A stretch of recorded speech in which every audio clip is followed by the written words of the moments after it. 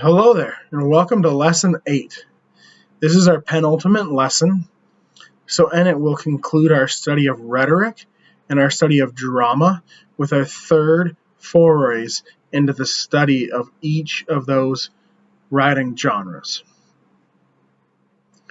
As I mentioned before, with rhetoric, we don't have the same kind of significant paradigm shifts throughout the centuries that we have with the other genres, drama, poetry, fiction, we're studying this quarter. So rather than look at specific time periods where there were major shifts in our approach to rhetoric, we're instead just looking at three statements that are from vastly different time periods that are some of the biggest statements of rhetoric, some of the most persuasive and compelling pieces of writing ever written. And so we looked at the Odyssey, then we looked at Sor Juana's letter as one of the earliest and most powerful statements of feminism.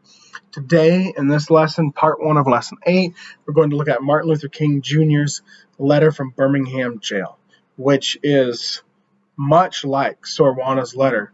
As I said it a minute ago, just one of the most powerful, compelling, well-written, persuasively argued things with an incredible message that I've ever read. So it just makes perfect sense to be the culmination of our study of rhetoric, and I'm really excited to talk about it with you. Regarding the evolution of rhetoric, like I said, there have not been the same kinds of paradigm shifts that we've seen with drama, poetry, fiction. What I will say just very briefly before we start is that we had the genesis or the birth of rhetoric with Aristotle in ancient Greece, and that then exemplified in the Odyssey. The only other really significant shift did happen around the time Dr. King was composing his letter, which is in the 1960s. University departments really started to teach rhetoric more overtly and directly, and moreover to integrate rhetoric into the study and the teaching of writing, specifically first-year writing or first-year composition.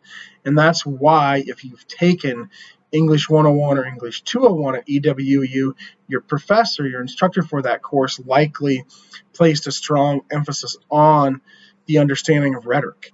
And Dr. King's letter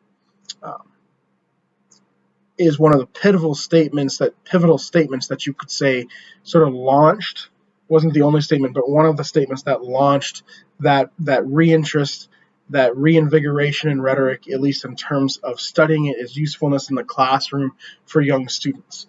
And in those classes, English 101, English 201, instructors still often teach Dr. King's letter, and we see how the way he moves people to action is just a compelling example for anyone who's writing to persuade, who's writing to move people to action. So that's what we'll study in part 1. Part 2, we'll study our third tragic play, which is a very modern play written at the end of the 19th century, and we'll see how the concepts of tragedy and catharsis have evolved from the ancient world to the early modern or Renaissance world to the modern world. So here is an image of Dr. King being incarcerated and actually in his cell. I really wanted to include this particular image of him because it sets the stage, it sets the context. As we discuss the letter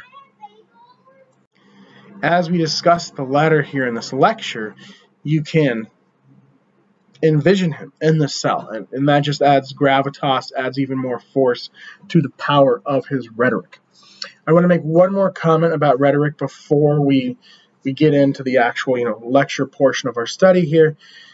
And this is to remind you that this class that we're taking, Introduction to Genre, is meant to introduce you to the 4 genres, but in doing that, show you 2 potential trajectories. The study of literature, which includes fiction, poetry, and drama, and the study of rhetoric. And so the kind of studying we're doing in this lecture that we did in the Sister Juana lecture and that we did in the Odyssey lecture, those types of studies are what you would do if, as you continue in your English studies path, choose the path of rhetoric rather than literature. And so I want to really make clear the method, you could say, I'm using here to study, and unpack Dr. King's letter for you so that you have a really clear understanding if you want to go on and do that type of work as part of your English degree, or if you'd rather study literature. So ideally, this lecture, if I achieve my goal, should be help informing you on that decision. Okay, historical context. I don't really feel the need here to give you the historical context of Dr. King's, upbringing and background, as I've done with some of our other authors, because really, ideally, you should be very, very familiar with Dr. Martin Luther King Jr. And if you're not, then, immediately go read a biography of him. Just pause this lecture and go read it and then come back, because it's that important for you to know. So what I'm going to do here with the historical context factors is instead look at the immediate context of what happened. Why was he in Birmingham jail? This letter, much like Sister Wanda's letter, is a response. And so what is the context for that response?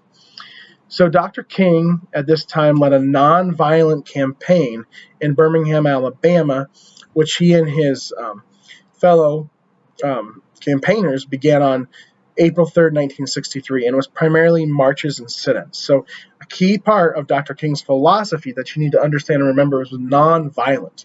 And this is contrasted with some of the other more violent types of protests that took place in the 1960s. And he very intentionally and specifically distinguishes himself and his followers and their philosophy and their approach from the more violent philosophies and approaches. And that's an important part, very important supporting point for his overall argument. So nonviolent marches and then sit-ins. Sit-ins being what they're primarily protesting was segregation, that African American people had to be over here, white people had to be over here, the whole separate but equal falsity. They were trying to debunk that and fight against it. So they were sitting in places that were designated for white people. And this was the nature of this campaign that they did in Birmingham, which they chose Birmingham because it was at the time the most segregated city in the United States.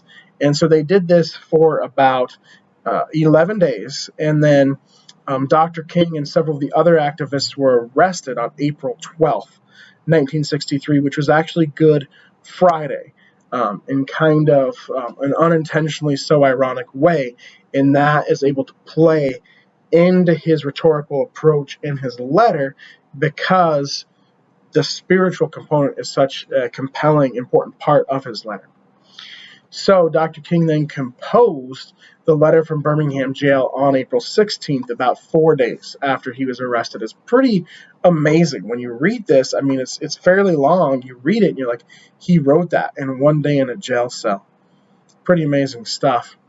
The specific genre here is an open letter, which isn't a letter. It's addressed to someone. It is technically a letter, but it's intended to be read by a wide audience. So even though he addressed it to the 8 clergymen we'll talk about in a minute who had written to him in response to them, it's still, he was assuming that other people would read it. And now it's one of the most widely read texts of all time, and I very much believe that was very much part of his intention.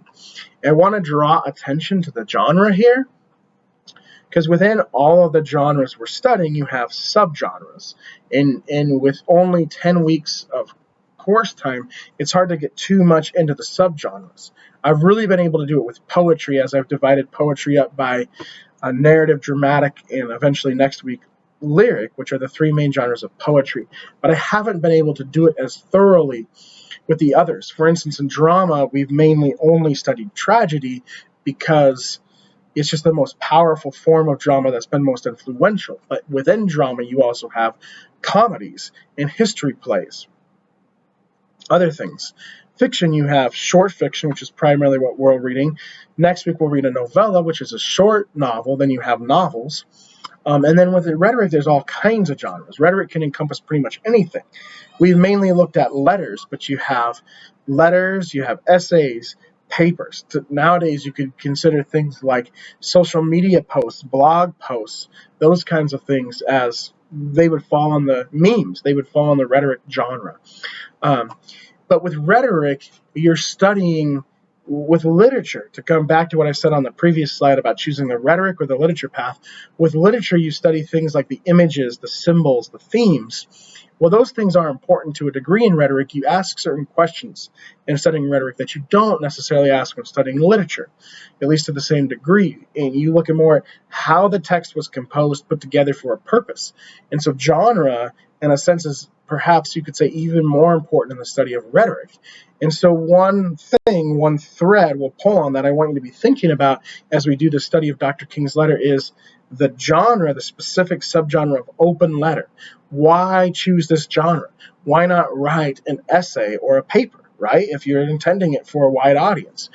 It's a rhetorical move. So what about the choice to write a letter that everyone will read? What about that choice? Why make it a letter if everyone's reading it?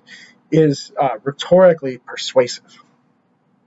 So genre is one thing we consider to a greater degree when we study rhetoric as opposed to literature.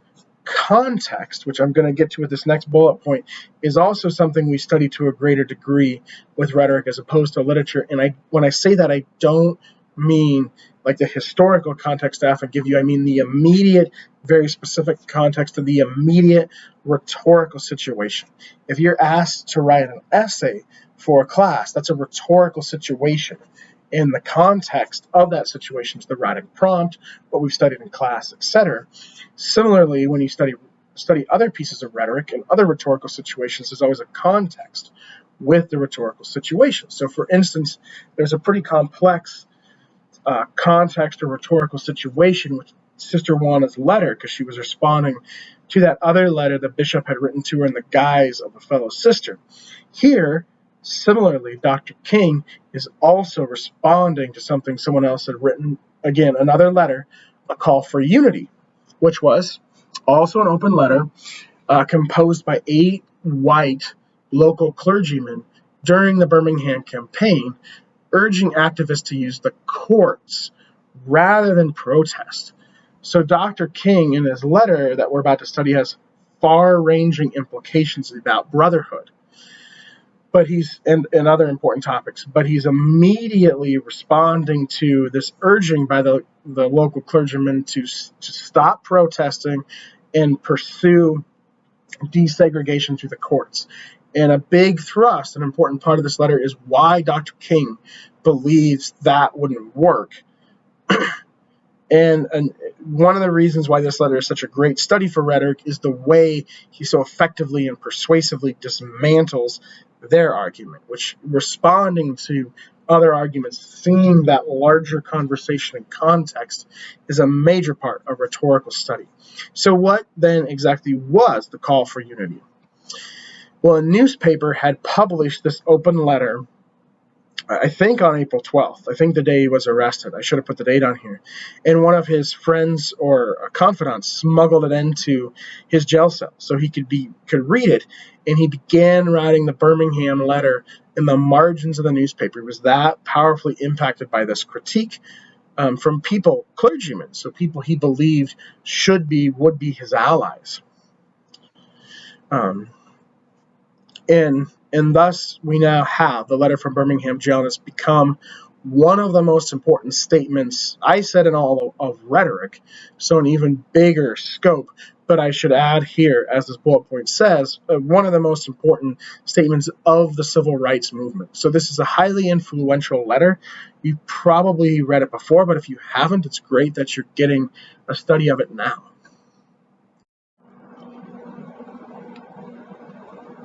So what are the main themes we're going to look at here? What are the threads we're going to pull on that will unravel and show us more about the text as we study the language of it through close reading? Rhetorical analysis. So with literature, we ask different questions than we do with rhetoric. So with literature, we ask, what is the main theme here? What symbols or images or other literary devices or types of figures of speech, types of language is the author using to convey that message? What does it teach us? With rhetoric, we ask similar but slightly different questions that kind of take us down a different track. So we ask, what is the purpose? Why did the author write this piece? How did they compose the piece? How did they put it together? What rhetorical strategies do they use? How do they try to persuade readers to what they're saying? Ultimately, are they successful or not in that effort? And so rhetorical analysis is one major question we'll ask. What is Dr. King saying, and how is he trying to persuade readers to that viewpoint? The genre, again, is important, so open letter, we'll study it as a genre. The next bullet point, I want to real quickly give a little bit of context first, which is that we've studied the rhetorical appeals as some of the primary rhetorical strategies writers use when persuading. And so the appeals to credibility, which we call ethos, emotion, which we call pathos, and logical reasoning, which we call logos. I want to add a fourth one, which is kairos, the rhetorical appeal to timeliness, which is interesting and not mentioned as often as the other three in rhetorical studies, but really should be. I mean, this is so important when you think about it. The Greek god Kairos is the inspiration here, and he was the fastest of the Greek gods, and he had a long ponytail. So the legend went that the only way to catch or stop Kairos when he was running, because he was the fastest Greek god, he was like the Flash or Sonic the Hedgehog in Greek mythology, was you had to reach out and at the exact, precise, most perfect moment grab his ponytail. And so this is like carpe diem, seize the day. Some arguments are won or lost based on not how they're made, but when they're made. And the reason I bring this up now is it's such an important part of rhetorical study, I wanted to include it before the end of the quarter. But why I bring it up precisely now is because Dr. King makes the argument that they needed to act now. Because one of the counterpoints he's responding to is the clergymen were arguing that they didn't need to take this action now. And he's saying, no, we had to take it now. We've waited so long for true freedom. We had to take it now. Another thing that comes up is the outsider status of Dr. King. They claimed, the clergymen in the call for unity claimed he was an outsider because he was not from Birmingham. And he responds to that very well. The most famous quote from this letter is that injustice anywhere is a threat to justice everywhere. And this goes along with thread number 4, because he's saying if there's injustice in Birmingham, that can influence injustice anywhere. And so we need to respond to that. They also make the argument that he was wrong to take direct action. So he defines and supports the call for direct action. Justifies why he did it then and his followers did it then, and implicitly why others should also move toward it. He also defines and explains just and unjust laws. So this is a really important argument he makes here that's very influential beyond this letter. He wants to very clearly in his ethos show himself as someone who is following and obeying the laws. So when do you disobey a law? When it's unjust. How do you define when it's unjust? We will look at that. I think it's a great definition that's very helpful beyond this letter. Finally, really his main point is brotherhood. That African Americans, white people, all races, he mentions other races here too, are brothers and sisters. He's using brotherhood because this was the 1960s. The way language was still generally used, brotherhood means, men and women, all genders, is the way he's using the term here. So brotherhood, that's really his main gist, is segregation may seem okay, separate but equal. It's presented in a way that this is okay. But the reason it's wrong is it denies the brotherhood, the mutuality, common experience of all human beings. And so ultimately, this is his main point, although he makes a number of other important points about justice, action, justice, or just versus unjust laws, throughout. So very powerful letter, a lot of different things here we'll cover, but really moving toward that main idea of brotherhood.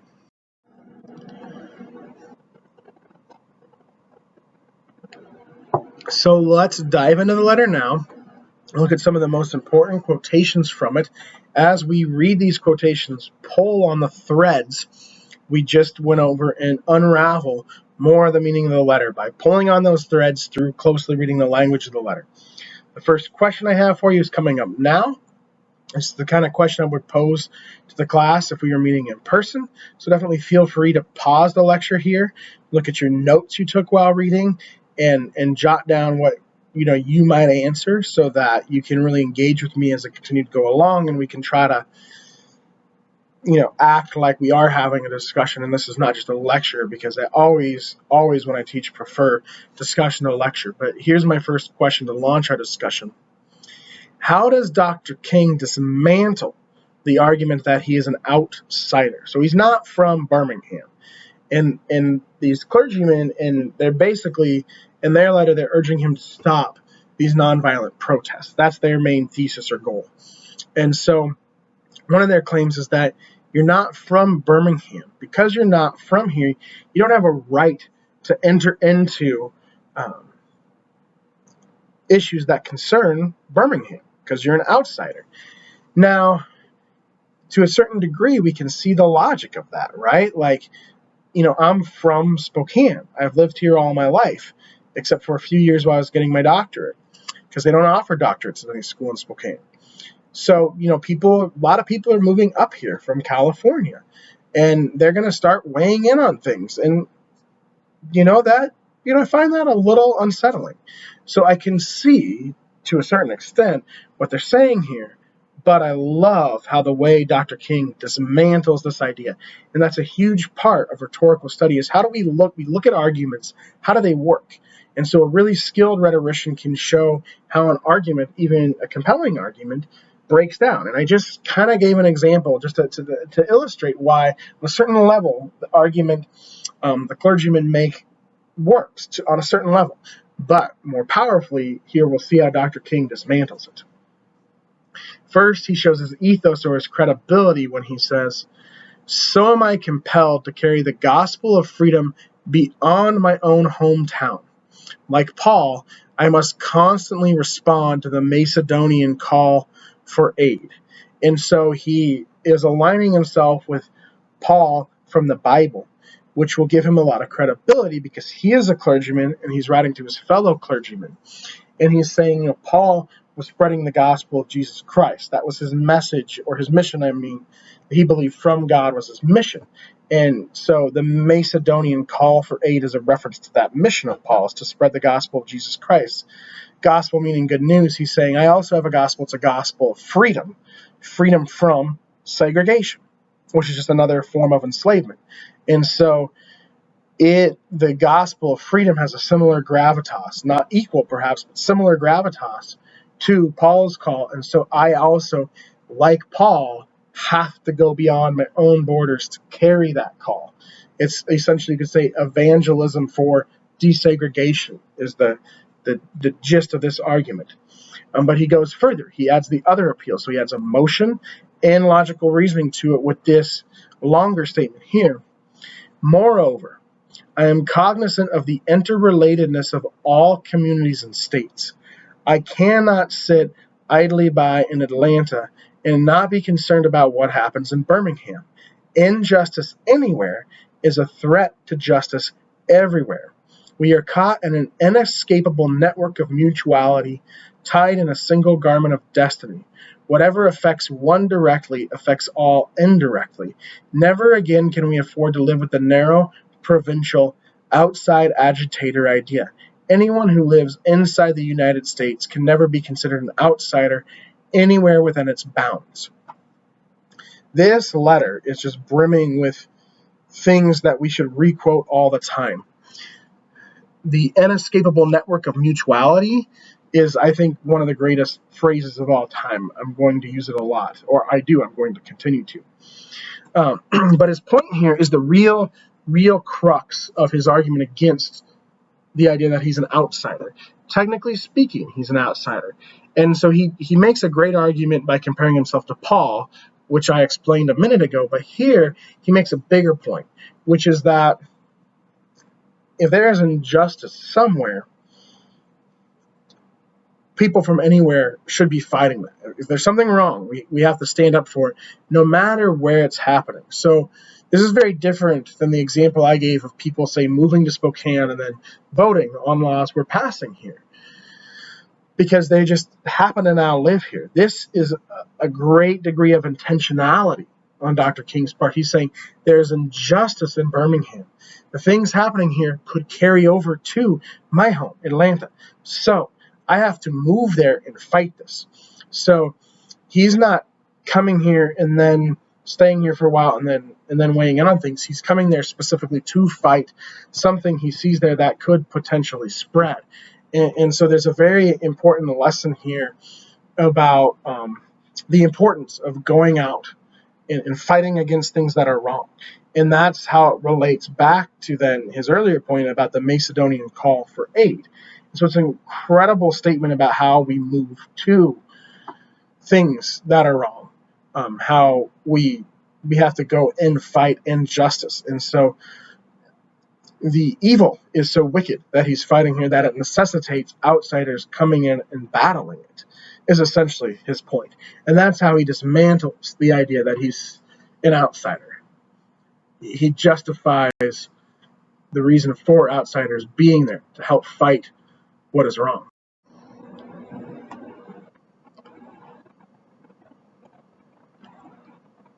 So another one of our main threads was the idea of direct action. So you could pause the lecture here and try to explain in your own words Dr. King's argument for why they had to take direct action. So the clergymen had their critiques. One of their critiques was that he was an outsider. And he responded to that by making a bigger point that outsiders need to move to where there is injustice to fight it. Another one of their critiques is you're taking direct action. You're not going through the courts. What you're doing is technically illegal. Their legal means they're not saying your fight is wrong. They're saying you're pursuing it the wrong way. You need to take your fight to a place where you can fight it through legal means. And he's saying, no, in this particular case, I'm a man who follows the rules and obeys the law. That's part of his ethos. But in this particular case, the issue is so heinous that I need that direct action, even if it's illegal, rather than that, nonviolent but illegal, rather than through the courts, is what we have to do. And here's his explanation. Indeed, this negotiation is the very purpose of direct action. Nonviolent, direct action seeks to create such a crisis and foster such a tension that a community which has constantly refused to negotiate is forced to confront the issue. It seeks so to dramatize the issue that it can no longer be ignored. My citing the creation of tension as part of the work of the nonviolent resistor may sound rather shocking, but I must confess that I am not afraid of the word tension. I have earnestly opposed violent tension, but there is a type of constructive, nonviolent tension which is necessary for growth. Just as Socrates felt that it was necessary to create a tension in the mind so that individuals could rise from the bondage of myths and half-truths to the unfettered realm of creative analysis and objective appraisal, so must we see the need for nonviolent gadflies to create the kind of tension in society that will help men rise from the dark depths of prejudice and racism to the majestic heights of understanding and brotherhood.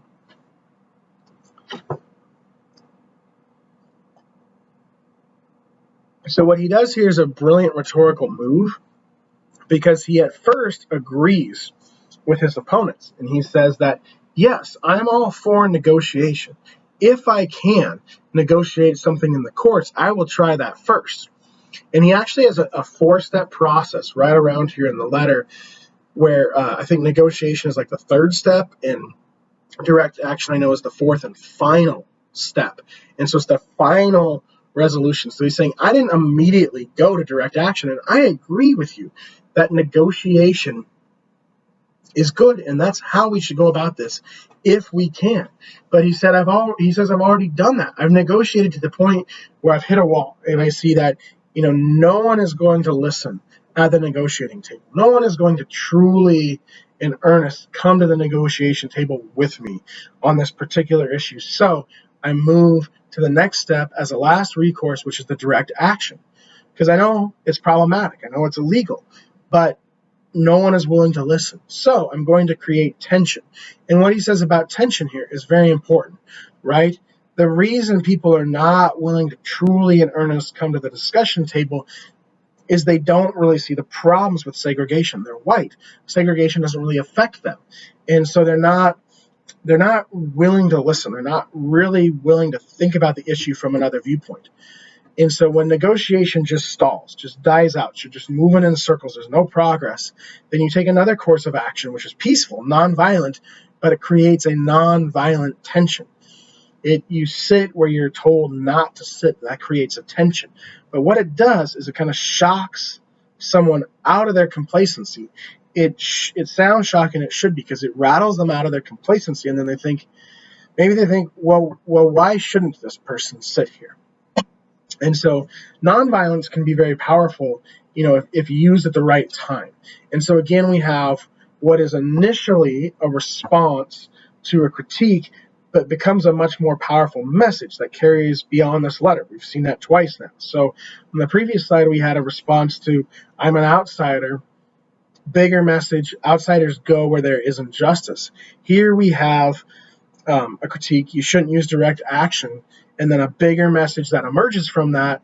There are certain situations where other means have stalled, and direct action is the only way to truly help someone be aware, to shake them out of their complacency and help make them aware of what is actually truly problematic about this thing.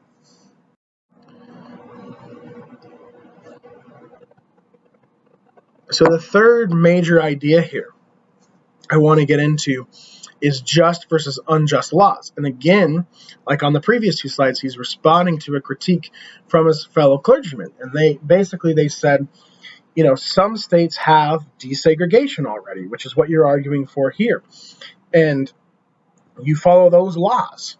But here we have segregation. You're not willing to follow those laws. Again, he was breaking the law. That's why he's in jail, right? That's part of the context.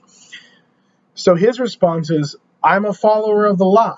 I follow the law when it's just. When I don't follow the law, it's unjust. I think that's a reasonable standard. And I think most of these people would agree that that's a reasonable standard. And I think that's why his letter is ultimately so persuasive. But now we must ask, what is his criteria for determining if a law is just or unjust?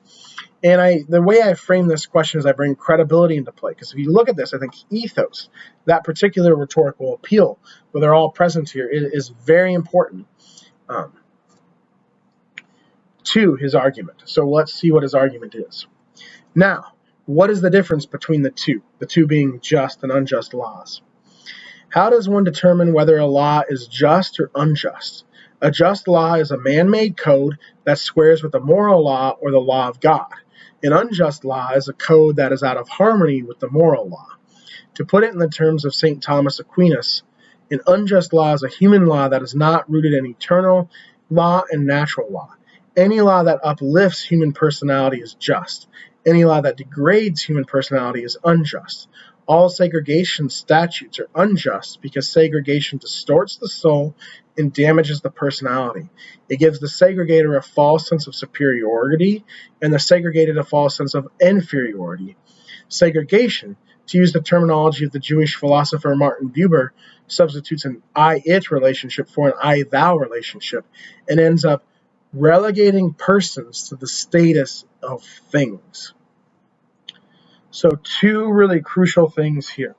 One is his definition of just and unjust laws. And so he's saying a law is by definition like a man-made thing. Someone has written down a law. It's created by human beings. So how do we then determine if this law created by human beings is just or unjust? We have a higher moral code we appeal to. And so we look at that higher moral code and we say, does the man-made law align with that moral code? In this sense, the connection here harkens back to some of the questions I posed in our previous lecture in our study of barn burning, because Abner, one of the two main characters there, either the hero or the villain, depending on how you're looking at the story, is arguing for moral relativity, that there's not a higher law that we appeal to.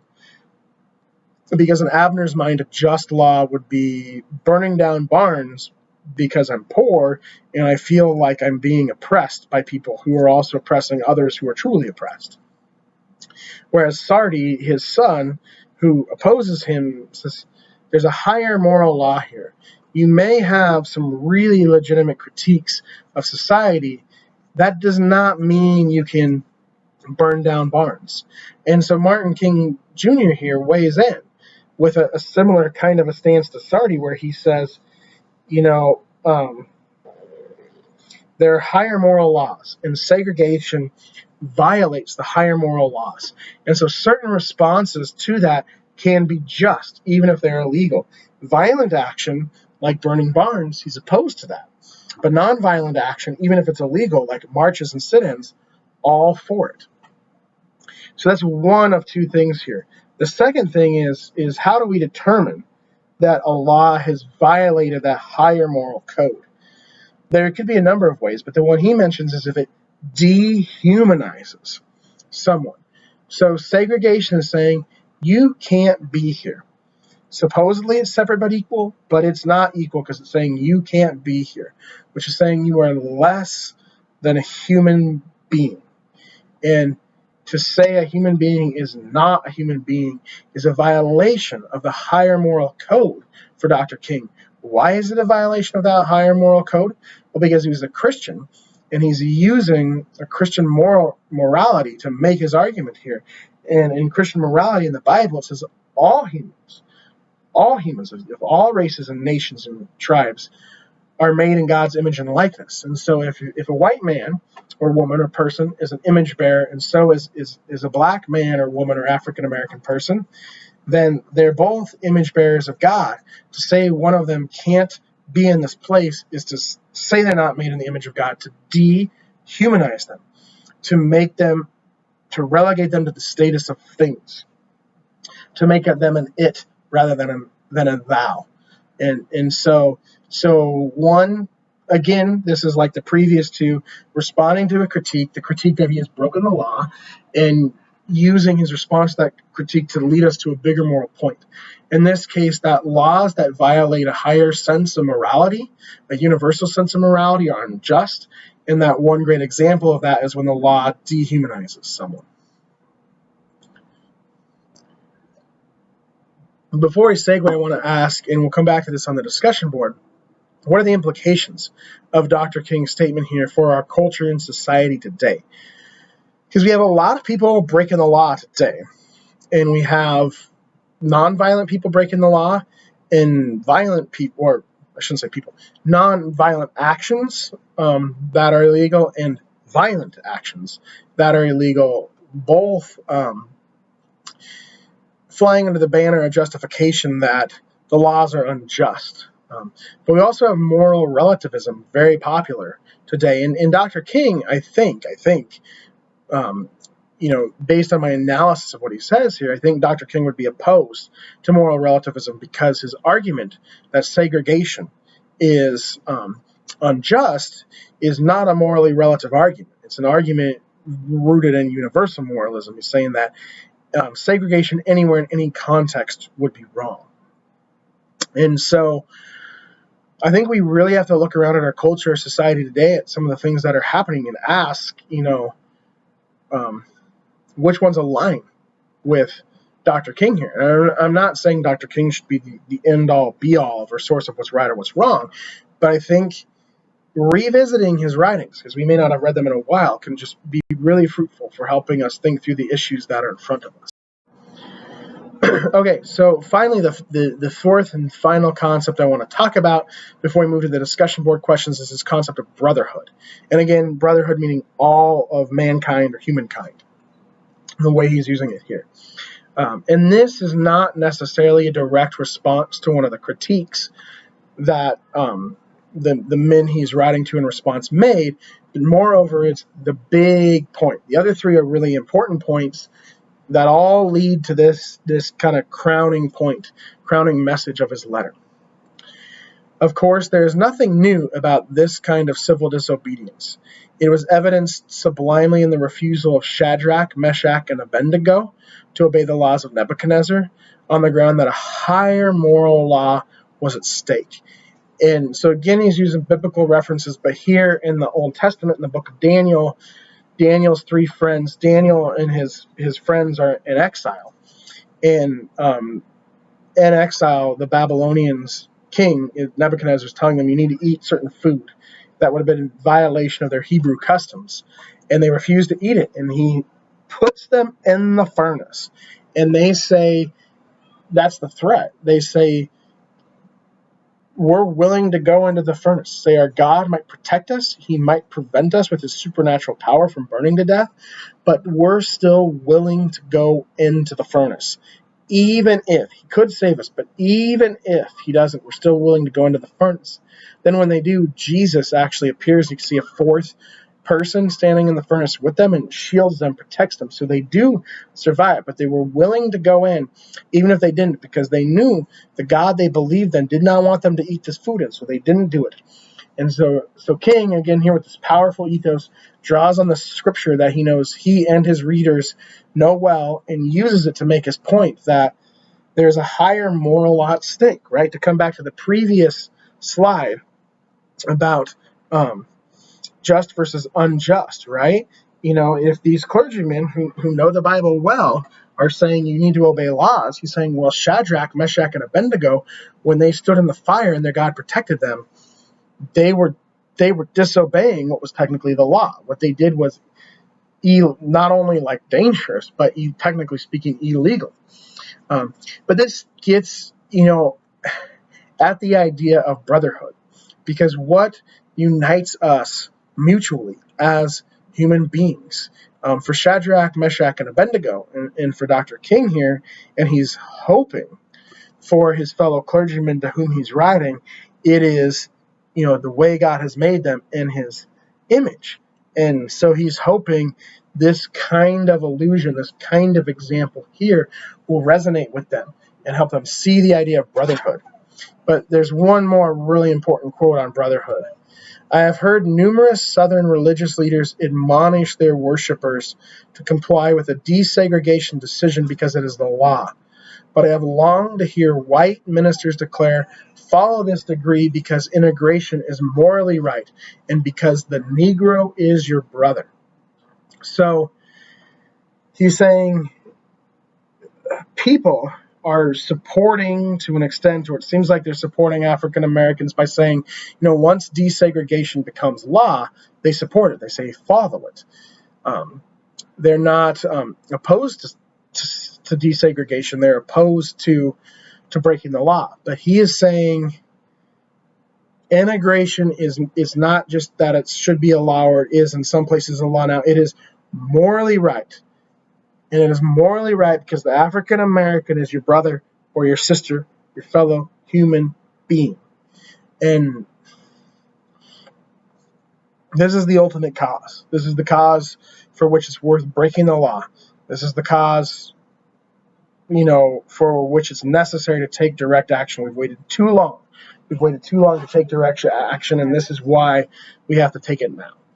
And if you couple this with the previous quote, I think what you see is, an allusion to what brotherhood should be in the previous quote, and then in this quote, you have an argument that the African American is your brother or your sister. And so hopefully the walls that the fellow clergymen have built up come crashing down when they read King's rhetoric here.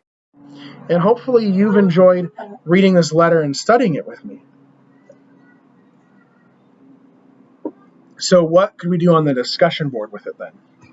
First is just, the rhetorical analysis I mentioned. So what is the main King point is trying to make? How does he use credibility, emotion, logic, and timeliness to make that argument? And are his means of persuasion, his rhetorical strategies effective? Why or why not? These are the three questions you would ask for any rhetorical analysis at the most fundamental level. What is the goal, the argument? How does the author try to make that argument? And ultimately, do they successfully make it? So again, This question, what it's getting at is the idea of choosing the literature path or the rhetoric path. These are the kinds of questions you would ask of the text you study, if you choose the rhetoric path for your degree. So you could practice it here with Dr. King's letter. The genre, remember, genre is a really important part of rhetoric. In terms of the second question from the above set of questions, what are the means of persuasion, what are the rhetorical strategies? The choice of genre is an important rhetorical strategy. So why would he choose an open letter as the genre? Why not write a more traditional paper or essay if you're intending for more people to read it than just your immediate audience? Why not do it in a traditional way? So there's something about this style of writing of a letter that's very effective. I want you, if you choose this question, dig into what that is. And I think it's really interesting here because this very much is a letter. It's very much clearly, as we saw in our first 3 close reading slides, very clearly responding to the other clergymen in their letter. But as we've seen, it goes above and beyond that. So how does the letter as a genre, how is it a conduit for being able to go above and beyond what a letter usually does?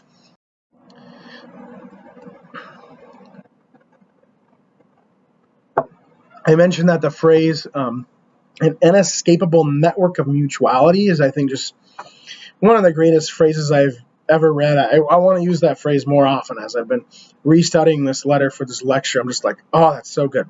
So think about it, explain it in your own words, and moreover, his main point here is brotherhood. That sure sounds like a phrase that gestures to the idea of brotherhood, or you could say,